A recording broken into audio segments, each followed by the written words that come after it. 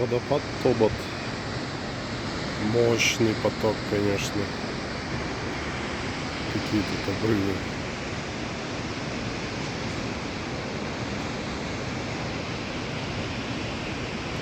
Мы находимся в железной клетке, с которой открывается потрясающий вид на каньон. Вот такой каньон.